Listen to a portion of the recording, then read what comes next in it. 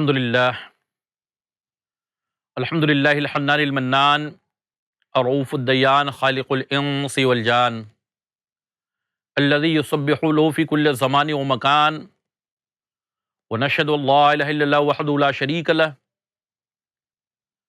شهادة تنجي قائلها من العذاب المهين والنيران ونشهد ان سيدنا ونبينا وحبيبنا وشفيعنا ومولانا محمدا عبده ورسوله الذي هو صاحب الشفاعة الكبرى وناسخ لجميع الملل والأديان وصلى الله تعالى وعلى آله وأصحابه وأزواجه وذرياته وأهل بيته ما دام الدليل والبرهان أما بعد يا معشر الخلان قال الله تبارك وتعالى في القرآن أعوذ بالله من الشيطان الرجيم بسم الله الرحمن الرحيم لقد كان لكم في رسول الله أسوة حسنة آمنت بالله صدق اللہ مولانا العظیم وصدق رسولہ النبی الامین الکریم ونحن على ذلك لمن الشاہدین والشاکرین والحمد للہ رب العالمین قال اللہ تبارک وتعالی فی القرآن المبین فی شان حبیب الرحمن الرحیم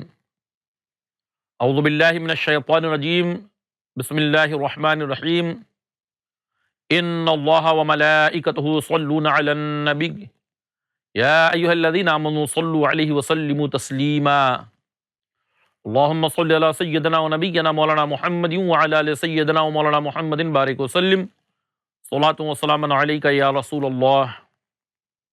غم کے ماروں کی راحت مدینے میں ہے، غم کے ماروں کی راحت مدینے میں ہے، ہم غلاموں کی جنت مدینے میں ہے تمنا کہ جیوں عشق سرکار میں، ہے تمنا کہ جیوں عشق سرکار میں، اور مرنے کی حسرت مدینے میں ہے۔ جن کی عظمت میں قربان بہار ارم، جن کی عظمت میں قربان بہار ارم، جنتوں کی وہ جنت مدینے میں ہے۔ برادران اسلام، دنیا کا یہ دستور ہے، ہر کوئی آدمی اپنا ایک آئیڈیل بناتا ہے۔ کسی بھی لائن کا آدمی ہو، چاہے وہ تجارت کے معاملے کا ہو، چاہے وہ تعلیم کا معاملہ ہو، چاہے دنیا میں کسی بھی معاملات میں ہو، ایک اپنا آئیڈیل اپنے ذہن میں رکھتا ہے اور اسی آئیڈیل کے طریقہ کار کو اپنانے کی کوشش کرتا ہے۔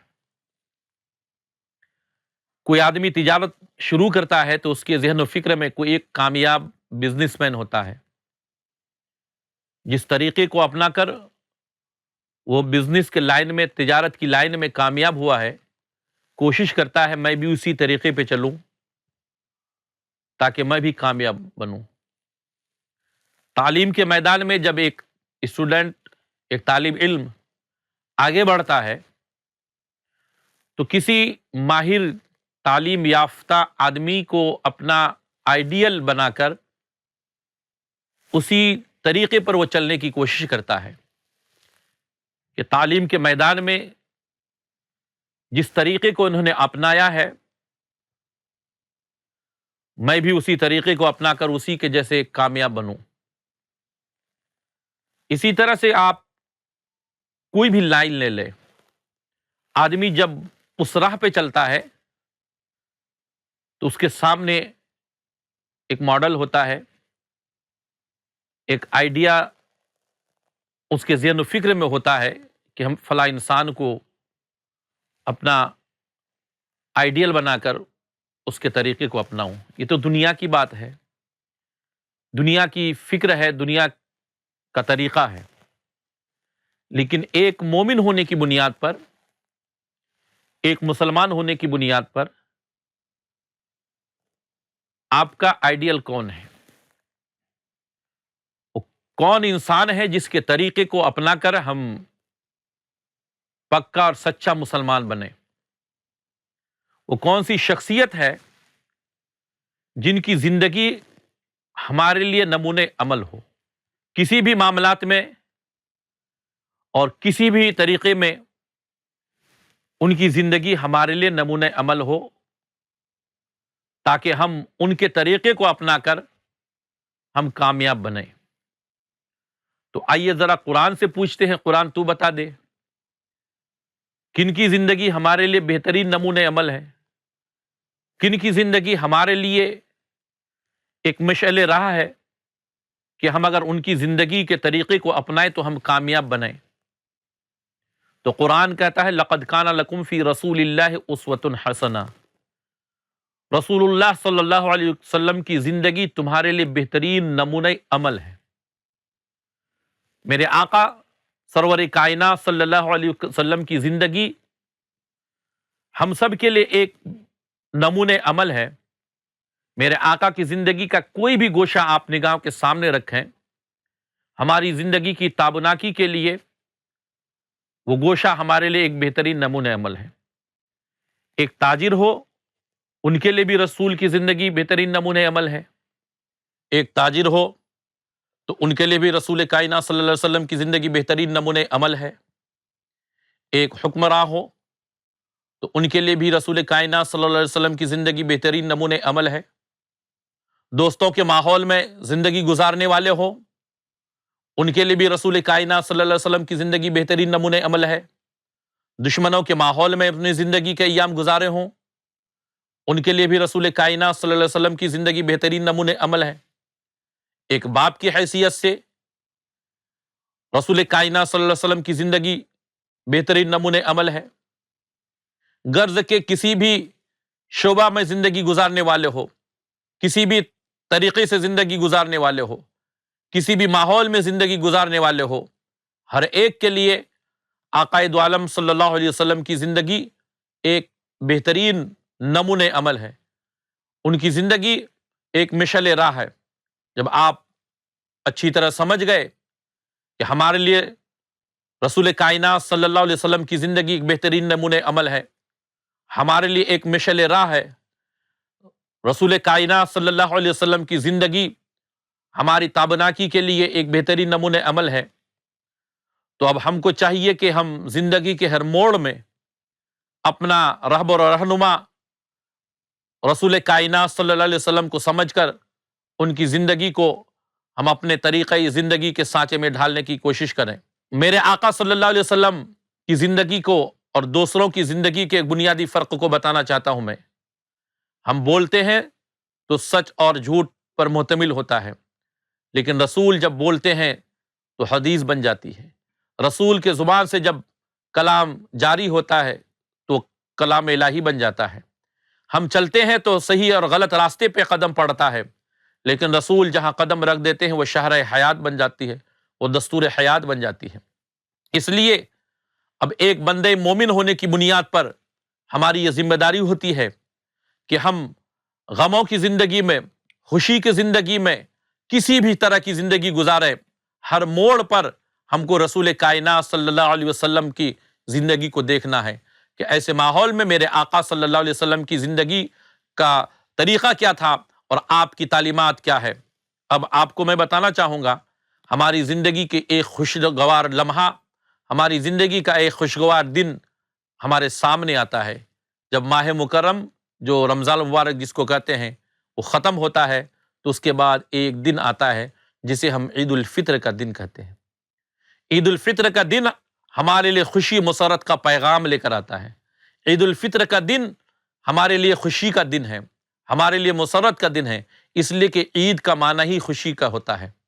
اب ہم اس عید کے دن کو جو ہمارے لیے خوشی کا دن ہے، اس دن کو ہم گزاریں تو کس طرح سے گزاریں؟ ہمارا طریقہ کار کیا ہونا چاہیے؟ اس دن کے ایک ایک لمحات کو ہم کس طرح سے گزاریں؟ کبھی ہم نے سوچا ہے؟ ہم سوچتے ہیں نئے کپڑے کو پہن لیے ہمارے لیے خوشی ہے، ہم گھر میں سویاں پکا لیے یہ ہمارے لیے خوشی کا دن ہے، ہم دوست احباب کے ساتھ ہم مٹھائیاں کھاتے ہیں یہ ہمارے لیے خوشی کا دن ہے، ہم بچوں کو نئے کپڑے پہنا دیتے ہیں یہی ہمارے لیے بڑی خوشی ہے۔ لیکن میں بتانا چاہتا ہوں حقیقی خوشی یہ نہیں ہے کہ ہم نئے کپڑے سلوا لیے ہیں، حقیقی خوشی یہ نہیں ہے کہ گھر میں ہم سویاں بنوا لیے ہیں، حقیقی خوشی یہ نہیں ہے کہ ہم شیر خورما کھاتے ہیں، حقیقی خوشی یہ نہیں ہے کہ ہم دوست احباب کو اپنے گھر میں دعوت کرتے ہیں یا دوست احباب کے یہاں جا کر گلے مل لیتے ہیں، یہ ہمارے لیے خوشی ہوتی ہے۔ بلکہ حقیقی خوشی تو ہماری وہ ہوتی ہے جو رسول کائنات صلی اللہ علیہ وسلم کے طریقے پہ ہماری زندگی گزرتی ہے۔ عید کے دن ہم کو کرنا کیا چاہیے؟ آج ہم کرتے کیا ہے؟ کبھی اس کے بارے ہم نے سوچا ہے؟ عید کے دن اللہ تبارک تعالیٰ کی بارگاہ سے ہمیں کتنا بڑا انعام ملتا ہے۔ اللہ تبارک تعالیٰ فرشتوں کے درمیان ہمارے بارے میں کیا اعلان فرماتا ہے؟ کبھی ہم نے اس کے بارے میں سوچا ہے؟ جب عید کا چاند نظر آتا ہے تو ہم لوگ خرید و فروخت میں اتنا مصروف ہو جاتے ہیں کہ عشاء کی نماز کو چھوڑ دیتے ہیں۔ یہ ہمارے لیے خوشی کا دن ہوتا ہے یا غم کا لمحہ ہوتا ہے؟ اللہ کی نافرمانی میں خوشی نہیں ہے۔ اللہ کی نافرمانی کرتا ہے تو یہ سب سے بڑا غم کا لمحہ ہوتا ہے۔ جس وقت انسان اللہ کی نافرمانی کرتا ہے اس کے لیے سب سے بڑی تکلیف دہ اور مشکل وقت وہ ہوتا ہے۔ اللہ تبارک تعالیٰ کی فرما برداری میں خوشی اور مسرت ہے۔ اب عید کا جائزہ لیں ہم اگر، تو عید ہمارے لیے کیا ہے؟ خوشی کا دن ہے۔ میرے آقا رسول کائنات صلی اللہ علیہ وسلم نے خوشی کا دن ہمارے لیے متعین فرمایا۔ نبی کریم صلی اللہ علیہ وسلم جب ہجرت کر کے مدینہ منورہ آپ تشریف لے کے آئے تو آپ نے دیکھا کہ یہاں کے لوگ سال میں 2 دن خوشی کے لیے متعین کیے ہیں، مقرر کیے ہیں، جس میں خوشی و مسرت کا اظہار کرتے ہیں۔ لیکن ان لوگوں کے خوشی اور مسرت کے اظہار کرنے کا طریقہ الگ، وہ کھیل کود میں ڈوب جاتے تھے، لہو و لب میں ڈوب جاتے تھے، مستیاں کرتے تھے۔ میرے آقا نبی کریم صلی اللہ علیہ وسلم نے بھی مسلمانوں کے لیے خوشی کے لیے 2 دن متعین فرمایا، لیکن آقا نے فرمایا اسلام کھیل کود کی اجازت نہیں دیتا ہے، لہو و لب کرنے کی اجازت نہیں دیتا ہے، برائیاں کرنے کی اجازت نہیں دیتا ہے۔ عید الفطر اور عید الاضحیٰ کا دن جو میرے آقا نے متعین فرمایا، اس میں حقیقی خوشی اللہ کے رسول نے عنایت فرمایا، وہ اس طرح کہ اللہ تبارک تعالیٰ کی بارگاہ میں سجدہ ریز ہو جاؤ۔ انسان کے لیے سب سے بڑی خوشی کا لمحہ وہ ہوتا ہے جب انسان اپنی پیشانی کو رب کائنات کی بارگاہ میں جھکا کر رب سے سب سے زیادہ قریب ہو جاتا ہے۔ میرے آقا نے بھی یہ مسلمانوں کے لیے خوشی کا یہ مقام عطا فرمایا کہ 2 دن سال میں تمہارے لیے متعین کرتا ہوں، تم اس دن رب کائنات کی بارگاہ میں سجدہ ریز ہو کر اللہ تبارک تعالیٰ کا شکر ادا کرو۔ اور عید کا دن ویسے ہی متعین کیا گیا۔ 1 مہینہ تک مسلسل مسلمان جب اللہ کے احکام پر عمل کرتا ہے، رمضان کے روزہ رکھنے کی شکل میں، تراویح کی نماز پڑھنے کی شکل میں، تلاوت قرآن کی شکل میں، زکوٰۃ کی ادائیگی کی شکل میں، اور روزہ دار کو روزہ افطار کرانے کی شکل میں، اور مختلف نیکیوں کی شکل میں جب اللہ تبارک تعالیٰ کی فرما برداری کرتا ہے، نیکیوں سے اپنے دامن کو بھر لیتا ہے، تو پھر اللہ تبارک تعالیٰ نے وہ دن عطا فرمایا جسے ہم عید کا دن کہتے ہیں۔ مسلمان اجتماعی طور پر عیدگاہ میں جاتا ہے اور عید کی نماز پڑھتا ہے۔ عید کی نماز پڑھنے کے بعد ایک مسلمان دوسرے مسلمان سے گلے ملتے ہیں، ایک مسلمان دوسرے مسلمان کا سینہ سے سینہ ملا کر معانقہ کرتے ہیں۔ لیکن جب عید کے دن مسلمان عید الفطر کی نماز کی شکل میں اللہ تبارک تعالیٰ کی بارگاہ میں سجدہ ریز ہو جاتا ہے اجتماعی طور پر، اللہ تبارک تعالیٰ فرشتوں کے درمیان فخر فرماتا ہے، اور اللہ تبارک تعالیٰ ارشاد فرماتا ہے کہ اے فرشتوں بتاؤ اس مزدور کی کیا مزدوری ہے جو کام مکمل جب کر لیتا ہے وہ، تو فرشتے کہتے ہیں پروردگار اس کی مزدوری یہ ہے کہ مکمل طور پر اس کو اس کی اجرت دے دی جائے۔ اللہ تبارک تعالیٰ ارشاد فرماتا ہے اے فرشتوں گواہ ہو جاؤ، یہ جتنے بھی میرے بندے ہیں پورے 1 مہینہ تک مسلسل میری فرما برداری کرتے رہے، یہ میرے بندے مسلسل میری عبادت و ریاضت کرتے رہے، روزہ رکھے، قرآن کی تلاوت کیے، بھوک کو برداشت کیا، پیاس کو برداشت کیا، اور مختلف شکلوں میں میرے احکام پر عمل کرتے رہے۔ آج سب جتنے بھی آئے ہیں گواہ ہو جاؤ میں نے سب کو بخش دیا۔ عید کی نماز پڑھ کے نکلتا ہے تو سب بخشے بخشائے نکلتے ہیں۔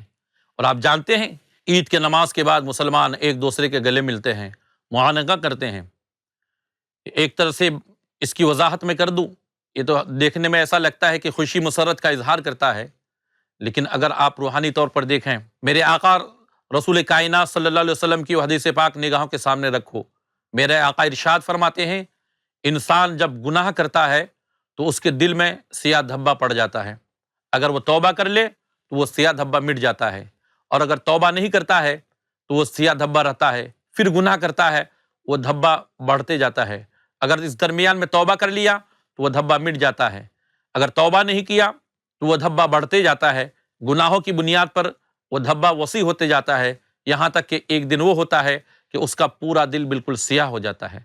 اور جب انسان کی یہ کیفیت ہو جاتی ہے تو پھر انسان احساس جرم کو بالکل محسوس نہیں کرتا ہے۔ انسان گناہ کرتا ہے، اس کو گناہ معلوم نہیں ہوتا ہے، برائی کرتا ہے، اس کو وہ برائی نظر نہیں آتی ہے۔ کوئی بھی انسان ہو توبہ اسی کرتا ہے جب غلط کو غلط سمجھتا ہے، جب جرم کو جرم سمجھتا ہے، برائی کو برائی سمجھتا ہے۔ لیکن اگر برائی کو برائی محسوس نہ کرے، جرم کو جرم محسوس نہ کرے، گناہ کو گناہ محسوس نہ کرے، تو نہ توبہ کرے گا، نہ اس میں وہ پریشان ہوگا، نہ اس پہ وہ شرمندہ ہوگا۔ ایک کیفیت ہو جاتی ہے۔ لیکن میرے آقا فرماتے توبہ کر لے تو وہ سیاہ دھبا مٹ جاتا ہے۔ اب آؤ رمضان سے پہلے مسلمانوں کی دلوں کی کیفیت کیا ہوتی ہے، ہمارے دلوں کے حالات کیا ہوتے ہیں۔ ہم مختلف گناہوں کی بنیاد پر اپنے دل کو ہم سیاہ دھبا بنا لیتے ہیں، اپنے دل کو زنگ آلود بنا لیتے ہیں۔ لیکن یہ رمضان کا مہینہ جب آتا ہے، اللہ کی بارگاہ میں توبہ کرتا ہے مسلمان، اللہ کی بارگاہ میں استغفار کرتا ہے، شب قدر میں روتا ہے، گڑ گڑاتا ہے، قرآن کریم کی پورے ماہ میں تلاوت کرتا ہے، پورا مہینہ روزہ رکھتا ہے، پورے مہینے میں تراویح کی نماز پڑھتا ہے، دیگر عبادت و ریاضت کرتا ہے، اور اللہ کی بارگاہ میں توبہ کر کے اپنے دل کو بالکل صاف اور شفاف بنا لیتا ہے۔ اب عید کے دن وہ مسلمان جو رمضان سے پہلے جس کا دل سیاہ تھا، کالا تھا، زنگ آلود تھا، دھبا پڑ چکا تھا، اب پورے رمضان میں خدا کی بارگاہ میں توبہ کرنے کے بعد جب عید کے دن میں وہ مسلمان عیدگاہ میں آتا ہے تو اس کا دل اب زنگ آلود نہیں رہتا ہے، اس کا دل اب سیاہ نہیں رہتا ہے، اس کا دل اب کالا نہیں رہتا ہے، اس کے دل میں اب کوئی دھبا نہیں رہتا ہے، بلکہ اس کا دل عشق رسول کا مدینہ بن جاتا ہے، ایک صاف اور شفاف آئینہ بن جاتا ہے۔ اور عید میں ایک مسلمان دوسرے مسلمان سے عید کی نماز کے بعد گلے مل کر کہتا ہے، اے مسلمان، اے میرے مسلمان بھائی، اب تیرا دل بھی عشق رسول کا مدینہ بن گیا ہے، میرا دل بھی عشق رسول کا مدینہ بن گیا ہے، آؤ دل سے دل ملاتے ہیں تاکہ تیرے دل میں میں اپنا چہرہ دیکھ لوں، میرے دل میں تو اپنا چہرہ دیکھ لے۔ عید کے دن کی یہ کیفیت ہوتی ہے۔ میرے آقا نے عید کے دن کیا کیا اور ہمارے لیے کیا نمونے عمل چھوڑ کے گئے۔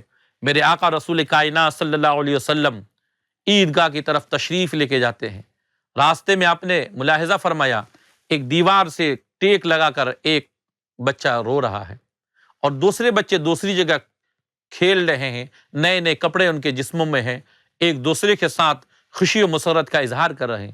لیکن یہ بچہ جس کے جسم پہ پھٹے ہوئے کپڑے ہیں، ایک دیوار کے پاس کھڑا ہزاروں قطار رو رہا ہے۔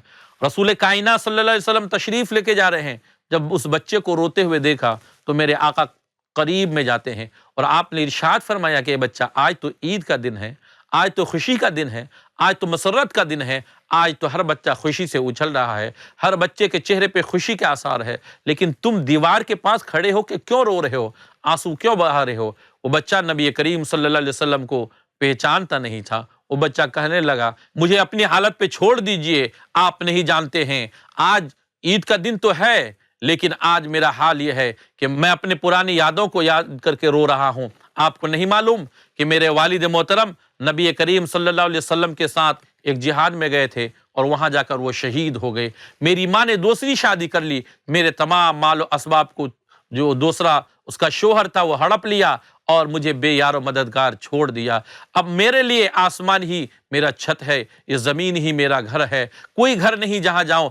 آج عید کے دن جب میں نے دوسرے بچوں کو کھیلتے ہوئے دیکھا، ان کے جسم پہ نئے کپڑے کو دیکھا تو مجھے میرے باپ کی محبت یاد آ گئی، میرے باپ کا پیار مجھے یاد آ گیا اور میں سوچنے لگا کاش آج میرا باپ زندہ ہوتا تو آج میرے جسم پہ بھی نئے کپڑے ہوتے، میرا باپ زندہ ہوتا تو آج میں بھی خوشی مسرت کا اظہار کرتا۔ اس لیے میں اپنے باپ کی محبت، اپنے باپ کی شفقت، اپنے باپ کے پیار کو یاد کر کے رو رہا ہوں۔ اور آج عالم تو یہ ہے کہ آج سب کوئی عید کے دن گلے مل رہے ہیں اپنے اپنے یار سے، میں رو رہا ہوں مل کر در و دیوار سے۔ اس کے بعد نبی کریم صلی اللہ علیہ وسلم نے اپنے دست اقدس کو اس یتیم بچے کے سر پہ رکھتا ہے اور آپ نے فرمایا کہ اے بیٹا، کیا تو اس بات سے راضی نہیں ہے کہ فاطمہ تیری بہن بن جائے، عائشہ تیری ماں بن جائے، حسن و حسین تیرے بھائی بن جائے اور میں رسول کائنات تمہارے مشرب باغ بن جاؤں۔ وہ لڑکا اتنا سننا تھا، اچھل پڑتا ہے اور کہنے لگتا ہے کیف لا ارضى یا رسول اللہ،